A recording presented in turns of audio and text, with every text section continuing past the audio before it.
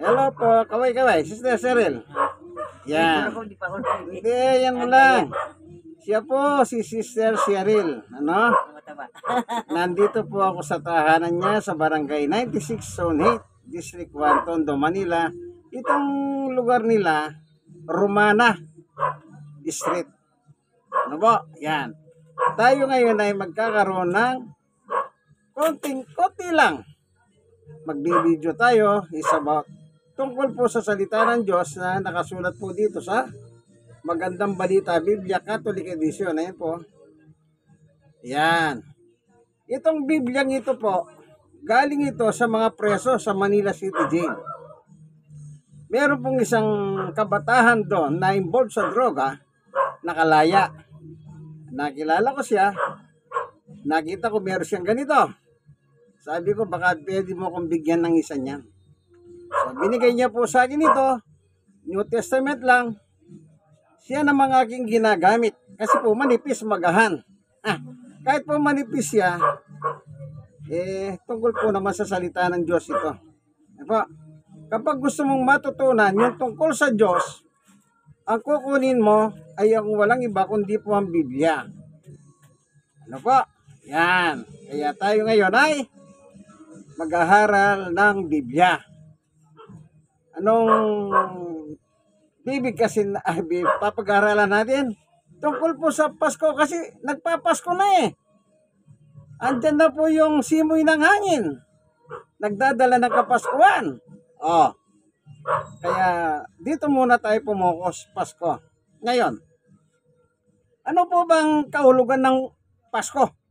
Meaning, yan. Kung Biblia po ang ating babasahin at ang nangyayari ngayon, selebrasyon, ang lagi nila sinasabi, sa labas Christmas is love. Diyos ay pag-ibig. Bakit Diyos ay pag-ibig? Kasi sa maraming pangyayari po, maraming mga nagkakahaway-haway. Pero pagdating po ng Kapaskuhan, nagkakaroon sila ng reunion. Bati ba? O yan, sabi ni Sister Cheryl, nagbabati-batihan. Opo, yung Pasko, napakaganda yan. Yung kamag-anak mong kahaway mo, biglang darating sa tahanan mo, babati siyang, Merry Christmas! Napakasaya! Ayayakapin kayo lahat. Then ano sinasabi? Yung kasalanan nila, sinasabi para patawarin nyo na po kami. At kayo naman, pinapatawad ninyo. Yan ang Pasko, is love. Tignan natin ang Biblia. Kaya sinabi kong maiksi lang po para maintindihan nyo po. Yun ang ibig ko sabihin. Kailangan maging matsagahin lang kayo. Sa 1:3:16, ganito po ang nakalagay sa kasulatan. Sapagkat gayon na lamang ang pag-ibig ng Diyos sa sangkatauhan. Kaya't ibinigay niya kanyang kaisa-isang anak, si Jesus, upang sino man sumampalataya sa kanya ay hindi mapahamak, kundi magkaroon ng buhay na walang hanggan. Napakaliwanag. Yung pagmamahal ng Diyos sa sangkatauhan, sino po yun? Tayo. Tayo po yung binubuo ng sangkatauhan. Dito pinagkikita ng Diyos na mahal niya tayo. Paano niya pinatunayan? Ang sabi niya, ibinigay. Sinong ibinigay? Yung kaisa-isang anak. Sino yung kaisa-isang anak? Si Jesus. Anong purpose? Layunin. Bakit ibinigay si Jesus sa atin? Ang sabi niya, sampalatayanan ninyo. Ibig sabihin, paniwalaan ninyo. Anong ibig sabihin? Tanggapin ninyo. Bakit? Kasi po, may kalagip dalawa, kapahamakan at buhay na walang hanggan. Kapag hindi mo tinanggap ito, si Jesus, yun ang kapahamakan. Kapahamakan mo yun. Ikaw ang gumawa nun. Bakit? Ayaw mong tanggapin yung binibigay ng Diyos eh. Pag tinanggap mo naman si Jesus, anong sabi niya? Magkakaroon ka ng buhay na walang hanggan. Hindi ba napakaganda? Bilang tao nakakahunawa. Simple lang. Etong tanong. Ano ang gusto mo? Kapahamakan o buhay na walang hanggan? Yang dalawa na yan, kapahamakan at buhay na walang hanggan, pareho pong eternal yan. Yung kapahamakan po, yun yung impyerno. Eternal yan. Pag napunta ka sa impyerno, hindi ka makakalipat sa langit. Pag napunta ka sa langit, hindi ka rin pwede lumipat sa impyerno. Bilang tao, normal, nagagamit ang isip natin. Siyempre, pipiliin natin yung buhay na walang hanggan sa piling ng Diyos. Ano lang ang gagawin natin? Ayon sa nakasulat. Muli, babasahin ko 1:3, ganito, 16. Sapagkat gayon na lamang ang pag-ibig ng Diyos sa sangkatauhan, kaya't ibinigay niya ang kanyang kaisa-isang anak, si Jesus, upang sino man sumampalataya sa kanya, kay Jesus, ay hindi mapahamak, kundi magkaroon ng buhay na walang hanggan. Hindi ba napakadali naman pala? Sumampalataya lang tayo. Ngayon, tignan naman natin ang sinabi ni Jesus nang utusan niya si Pablo. Nang iasay niya si Pablo bilang mangangaral ng mga hentil. Tayong Pilipino, kay hentilan po tayo. Anong sabi ni Jesus? Yan. Para po hindi tayo magkamali. Sabi ko nga po, kung gusto nyo matutunan ng salita ng Diyos, Biblia lang ang gagamitin. Wala nang ibang gagamitin kundi Biblia. Ano po? Ito, babasahin ko po, Dito po sa Gawa 26. Ngayon, dito po natin titignan sa 15. Tinanong ko, sino po kayo, Panginoon? At kanyang sinabi, ako si Jesus na iyong inuusig. Ang nagtanong po rito ay manghuhusig. Sino manghuhusig na yan? Si Apostol Pablo noong kanyang kapanahunan na hindi pa siya apostol. At ang pangalan niya ay ito. Tumayo ka, sabi ni Jesus. Nagpakita ko sa iyo upang italaga ka bilang aking lingkod at magpatotoo tungkol sa mga nakita mo ngayon at sa ipakikita ko pa sa iyo. O, kita niyo po. Sabi ni Jesus kay Pablo, itatalaga kita. Magpapatotoo ka tungkol sa akin. Ano po? Ulitin natin yung case. At tinanong ko, sino po kayo, Panginoon? At kanyang sinabi, ako si Jesus na iyong inuusig. Yan. Jesus na kanyang inuusig. 17. Ililigtas kita mula sa mga kababayan mong Hudyo, gayon din sa mga hentil kung saan kita isusugo. O, kita niyo po. Isinugo ni Jesus si Pablo sa mga hentil. Tayong Pilipino o labas sa basang Israel ay mga hentil. Ano naman yung hentil sa Biblia? Tayo ba'y mabuting tao? Tayo ba'y masamang tao? Siyempre, kukunin natin ang definition sa Biblia para hindi po tayo malito. Kaya gumagamit po tayong Biblia. Tingnan natin Sa Galatia 2:15, ganito ang sabi ni Pablo. Kami mga ipinanganak na Hudyo at hindi makasalanang hentil. Ano daw tayong mga hentil? Makasalanan. Ganyan po ang paliwanag ni Pablo patungkol sa mga hentil o hindi Hudyo. Yan. Balik tayo doon sa Gawa 26. Anong sabi ni Jesus kay Pablo? Itatalaga kita. Okay. Sa 18, ito na po ang kanyang task o tungkulin. Sabi ni Jesus, imumulat mo ang kanilang mga mata, yung mga hentil. Ibabalik sila sa kaliwanagan mula sa kadiliman. Ililigtas sila sa kapangyarihan ni Satanas at ibabalik sa Diyos. Ito na po.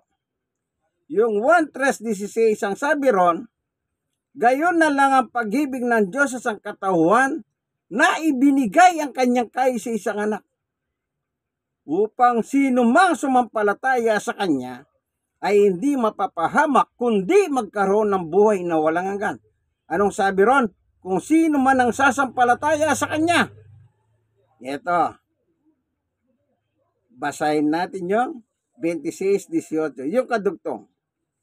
Sabi ni Jesus, at sa pamamagitan ng pananampalataya nila sa akin, sila'y patatawarin sa kanilang mga kasalanan at mabibigyan ng lugar kasama ng mga taong ginawang banal ng Diyos. So, kita niyo po.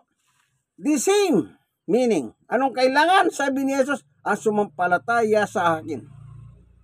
Anong sabi sa 1:16? Ang sumampalataya kay Jesus. Anong sabi? Patatawarin ka at bibigyan ka ng buhay na walang hanggan at ang makakasama mo, meron kang makakasama. Sino yon? Yung mga ginawang banal ng Diyos. Meron po palang mga banal sa lupa. Sino yon? Yung mga tagasunod ng ating Panginoong Yesukristo.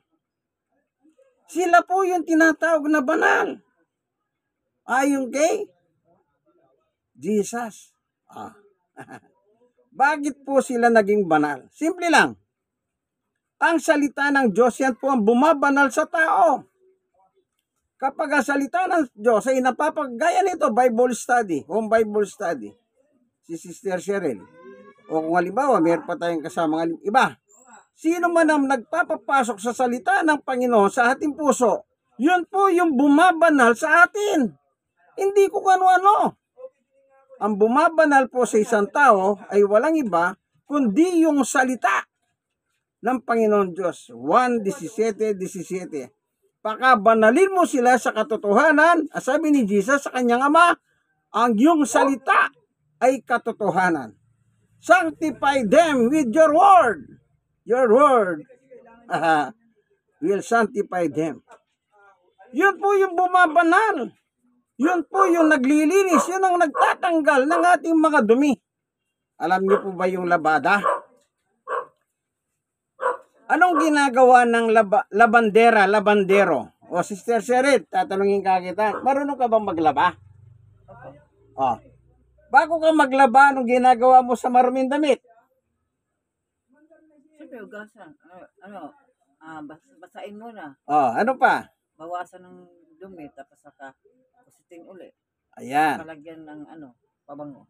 Yan. Yung pampaganda. Sunrox. Ganyan po ang ibig ko sabihin. Yung sabon, tubig at saka yung sunrox. Pag pinagsama-sama mo yan, yung damit pong marumi nalilinis.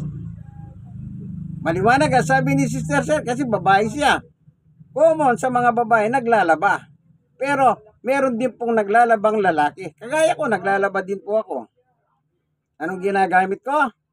Sunrox, sabon at tubig para malinis yung damit. Yan. Kung yung damit po nililinis, wala namang wala namang kaugnayan yan sa pananampalataya. Ay, halimbawa ko lang. Tayo pa kaya na marumi? Makasalanan, sabi ni Pablo, kayong mga hentil na makasalanan. Dapat po tayong malinis. Ano ang panlinis? Hindi po sabon. Naligo ka, nagshampoo ka, kung anong kinuskus mo sa katawan mo. Hindi po ganon yun. Oo, malilinis ka. Halimbawa, marumi ka, galing ka sa trabaho, naglinis ka, nagsabong ka, malilinis ka talaga. Pero hindi po ganon. Yung spiritual nating kasalanan ay nasa loob. Bawat gawin nating masama, yun ay nakatago sa loob.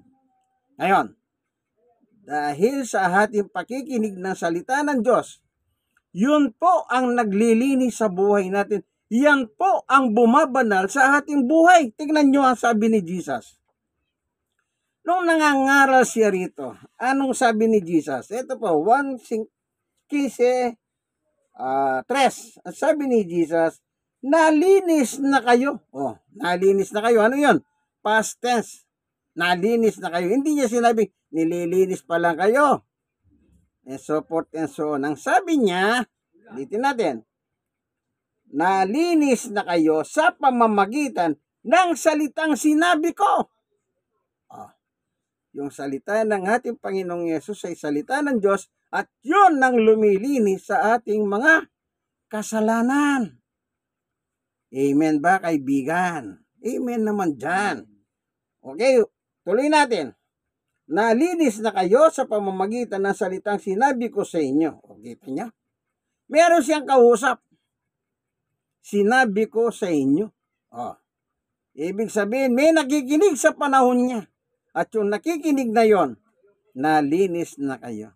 Sa panahon natin ngayon, kung nakikinig man kayo ngayon dito sa ating ginagawang Home Bible Study kay Sister Sherin, ay nalinis din kayo, kaibigan. Kasi salita ng Diyos ang ating pinapaksa.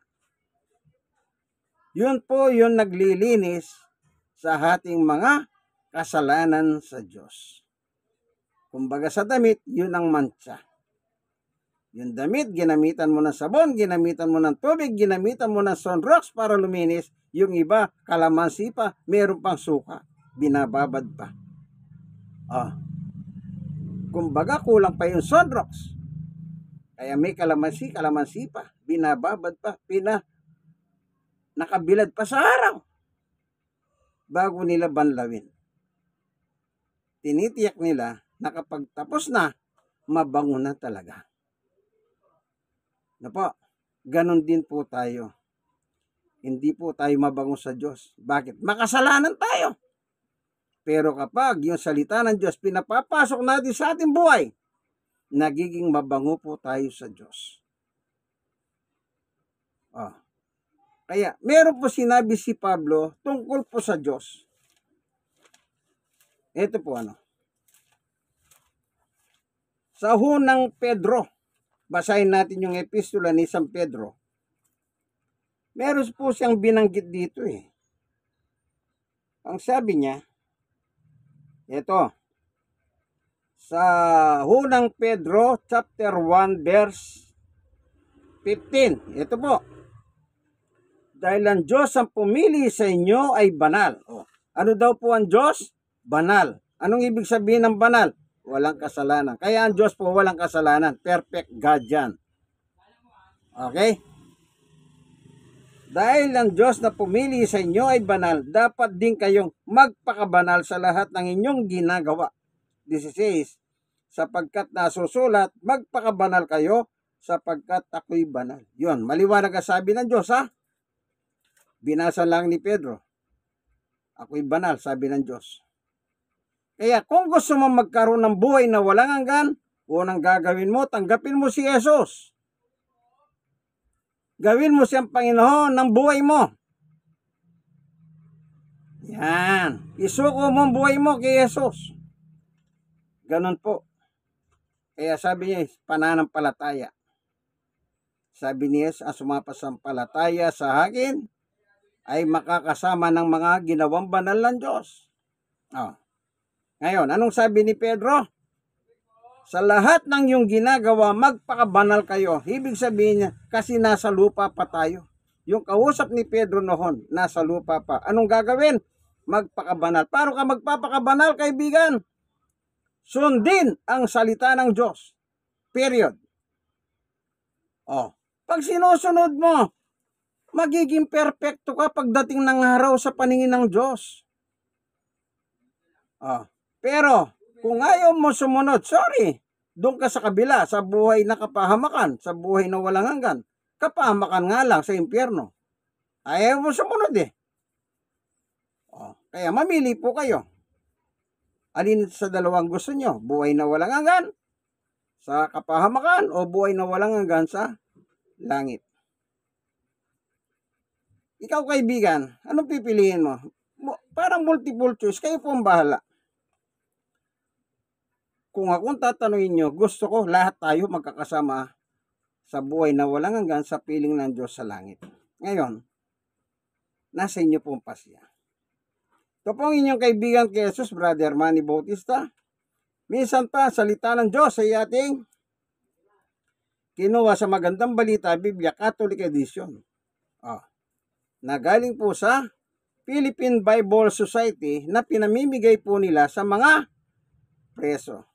Kaya ito po galing po sa Manila City Jail sa isang preso involved sa droga. Ano po, kaibigan, isa lang ang natin kailangan. Ano yan? Mag-like na kayo mag-like. Mag-share kayo na mag-share. Ano pa? Ano pa? Kayo po mga nasisiran, mag-share din naman kayo. Oh, di po ba napakaganda? Salita ng Diyos ang isishare ninyo. Makakatulong pa po kayo. Malay nyo, yung palang nasira ninyo. Kailangan niya ito. Di nakatulong po kayo. Praise the Lord. Ito po ang inyong kaibigan kay Jesus, Brother Manny Bautista. Hanggang dito na lamang po ating video sa tahanan ni Sister Cheryl. Dito po sa Barangay 96, Zone 8, District 1, Tondo, Manila. God bless us all. Bye-bye!